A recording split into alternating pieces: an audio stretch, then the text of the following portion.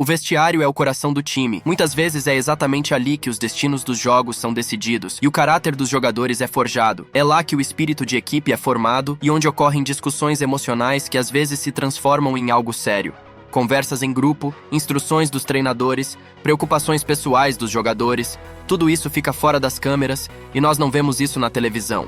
Galera, neste vídeo, eu vou mostrar a vocês momentos que nunca aparecerão nas reportagens de TV. Hoje vamos falar sobre conversas polêmicas, piadas amigáveis e emoções sinceras dos jogadores que acontecem no vestiário. Antes do apito inicial, peço um golaço de vocês. Deixem aquele like, inscrevam-se no canal para fazer parte da nossa torcida e ativem o sininho para não perderem nenhum lance de tirar o fôlego. Vamos formar juntos o time mais forte do YouTube. Em 2021, Cristiano Ronaldo também foi muito duro com seus companheiros de equipe da Juventus no vestiário, o que fez com que Juan Cuadrado tivesse que responder. Nas oitavas de final da Liga dos Campeões de 2021, a Juventus enfrentaria o Porto. Parecia que a Juve lidaria bem com os portugueses, mas no primeiro jogo no Dragão, o Porto surpreendentemente venceu os italianos por 2-1. Assim, na partida de volta, os turineses precisavam vencer. Ao final do primeiro tempo do jogo de volta, o Porto estava vencendo a Juventus por 1-0. E ao ir para o intervalo, um Cristiano Ronaldo irritado e frustrado decidiu expressar seu descontentamento aos colegas. Ele jogou sua camisa e disse: "Nós devemos trabalhar mais. Que porra é essa? Nós não estamos jogando nada, não estamos fazendo nada. Nada." Cuadrado tentou acalmar o português, mas ele começou a gritar: "Estamos jogando como merda, todos nós!" Foi então que a paciência de Juan se esgotou. "Você deve ser um exemplo para todos nós." "Eu estou falando isso para mim também", respondeu Cristiano. "Isso também me inclui. Estou dizendo a pura verdade. Estamos jogando como lixo. Este é um jogo da Liga dos Campeões. Devemos mostrar nosso caráter", continuou a gritar o português. As emoções estavam à flor da pele, pois a Juve precisava recuperar 2 gols. O que aconteceu em seguida foi muito interessante. Os turineses marcaram 2 gols nos primeiros 15 minutos do segundo tempo e até os 90 minutos o placar permaneceu inalterado, 2-1. Isso significava que haveriam 2 prorrogações de 15 minutos. E aos 115 minutos de jogo, aconteceu um giro inesperado dos eventos. Um jogador do Porto deu um chute rasteiro incrível de uma cobrança de falta, empatando a partida e colocando o Porto à frente no agregado. Naquela época, a regra do gol fora de casa estava em vigor, o que significava que não haveria disputa de pênaltis. E a Juve, nos 5 minutos restantes, precisava marcar não 1, mas 2 gols. Aos 117 minutos, a Juve marcou o terceiro gol, mas isso não foi suficiente. O clube italiano venceu o Porto por 3-2, mas os portugueses avançaram para as quartas de final graças à regra do gol fora de casa. Logo após o apito final, Cristiano caminhou para o vestiário. Era evidente que ele estava esgotado e não conseguia acreditar no que tinha acontecido. Ele chegou ao seu lugar, sentou-se e chorou. Cris fez um discurso forte, embora bastante duro no intervalo, e a equipe realmente mudou o curso do jogo, mas eles simplesmente não tiveram sorte. Um gol incrível de falta destruiu tudo pelo que os turineses haviam lutado ao longo de toda a partida. Portanto, as lágrimas de Cris são perfeitamente compreensíveis. Agora vamos para Mikel Arteta, que foi muito duro com seus jogadores. Vamos começar com a história. Em maio de 2022, o Arsenal visitou o West Ham na 35ª rodada da Premier League. Os Gunners precisavam vencer, pois caso contrário não teriam mais chance de se classificar para a Liga dos Campeões. Aos 35 minutos, o Arsenal saiu na frente, mas aos 45 minutos, Jarrod Bowen empatou a partida. O ataque começou no lado onde estava o português Nuno Tavares. Logo após o gol dos Hammers, o apito final do primeiro tempo soou. E o mais interessante aconteceu no vestiário. Arteta, sem conter as emoções, começou a repreender duramente tanto a equipe quanto individualmente Nuno Tavares por seu erro posicional. "Eu não vejo uma equipe que queira jogar na Liga dos Campeões. Você quer jogar na porra da Liga dos Campeões?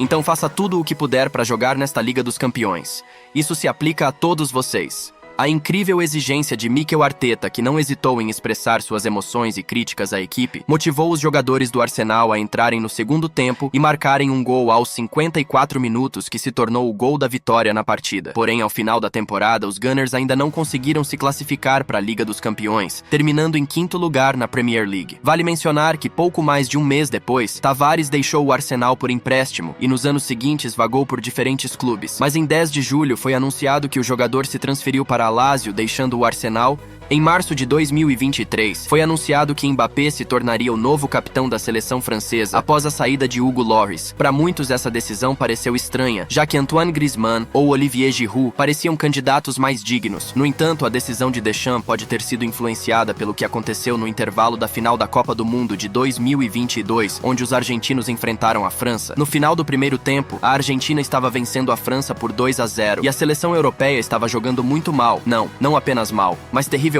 Eles não haviam dado nenhum chute a gol. E embora o capitão na época fosse Lloris, foi Mbappé quem fez um discurso que possivelmente motivou os franceses. Pessoal, esta é a final da Copa do Mundo. É o jogo das nossas vidas. De qualquer forma, pior do que está não fica. Vamos voltar ao campo agora e não permitir que o adversário jogue assim novamente.